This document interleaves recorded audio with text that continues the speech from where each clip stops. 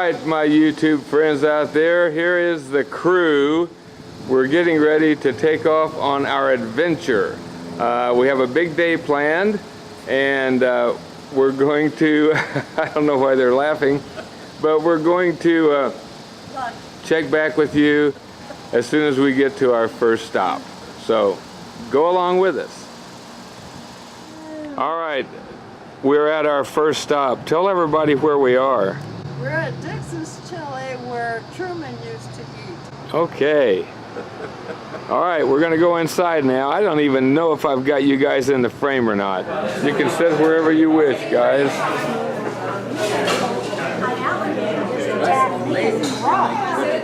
Yeah, that's good. Right there, that's good. Anywhere you want, it's fine. All right, there's Ed's chili. He's got the chili, he's got some ketchup, some onions, some cheese, and everybody eats theirs differently. So, what do you think, Ed?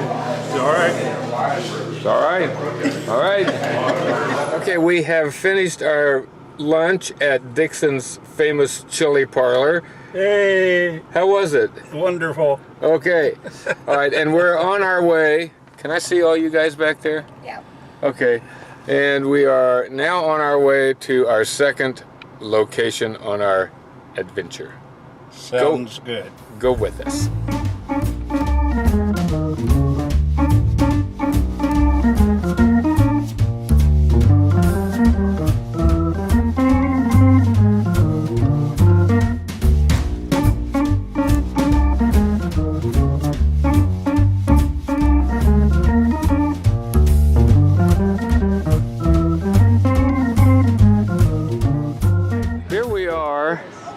At the city market in Kansas City, and we're heading right over this way, and we'll see where we're going. So let us go that direction. All right.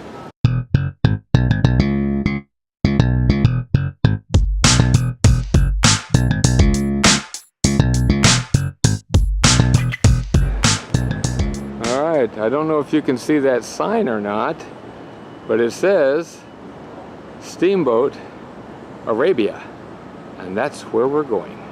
Come inside with us.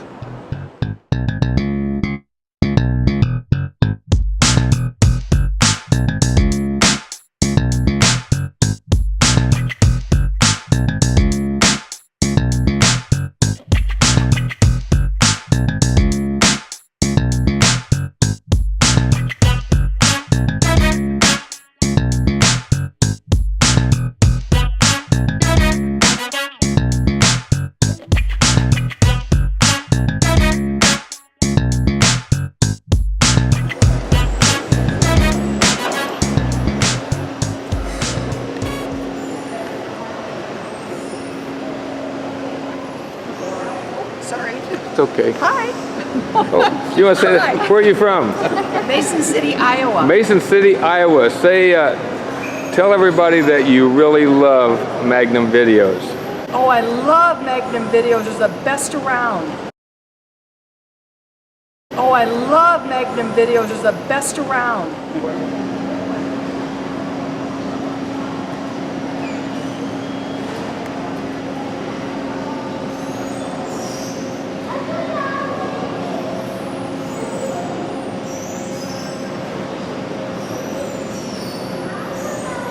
Leaving, you're going, get on board, we get too long blessing. Come on down the ramp.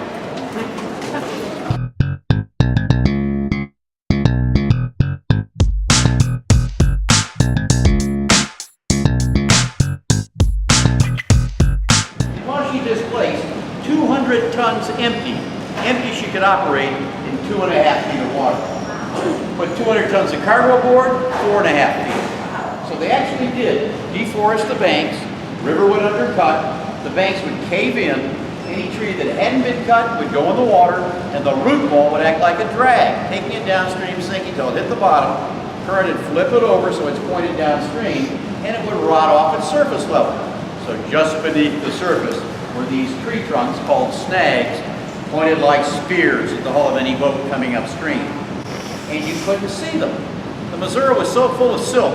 Saying was, river's too thick to drink and too thin to plow. Cords of wood in a 24-hour steaming period. Well, guess where they cut the trees? Along the edge of the banks. And they cut a lot of trees. Well, those snags would die and drift off then into the river as the erosion took over, and that's what was in the river. And they would all be kind of slanted downstream because the water's taking them downstream. They're like torpedoes, gauntlet. In other words, it's tough getting up the river. Not bad getting down, but tough getting up the river. On the evening of September 5th, just beyond Kansas City, where they'd stopped for loading, the Arabia headed unknowingly straight towards one of those lethal snags. Passenger Abel D. Kirk explains what happened next. We felt the shock at once, and the boat started sinking. There was a wild scene on board. The boat went down till the water came over the deck, and the boat keeled over on one side. The chairs and stools were tumbled about, and many of the children nearly fell into the river. The passengers scrambled to save their children and themselves, and did. But the mule, no one had time to save it or the freight as the Arabia went down. Over 200 tons of cargo, general merchandise, beautiful dishware, anything and everything that was for sale in 1856. You could say some of it was on this boat, and it all went down. For Logan, Nebraska, 25% of the cargo was consigned there. Building supplies, warm clothing, boots and shoes and food. And they went without, and they suffered based on the fact that Logan deserted, and they all went across the river to Sioux City. Lost too, or so they say, were 400 barrels of Kentucky's best bourbon. But this loss assured that the Arabia, though gone, would never be forgotten. About what percent of your material have you cleaned there? And also, have you decided to sell off any of it? No, we've decided to keep it all. We just got attached to it, we're sentimental that way. We have excess. We don't need it all, but there's just something really special when you turn a corner and you see a whole lot of somethings. That's better than just reading something that says we found a whole bunch of stuff, Depends on what the collection type is. Dishes clean quick, just like dinner dishes at home. You wash them, they're done. Shoes take longer, for example. So down to the river, we'd open these boxes and there's shoes, and we pick them up, and then they begin to fall apart. Nothing holding them together except the mud that they're just sandwiched in. The cotton had dissolved. So we took all the shoe parts and little pieces and whatever mud was clinging to it and brought it all back, and now we separated, washed and cleaned the leather panels, put it back together, re-sewed through the same little holes, all the trim and all the boot poles and all that stuff got to go back on. And once it's reassembled, it goes into a chemical, polyethylene glycol, and it soaks. Then it comes out and goes into a freeze dryer.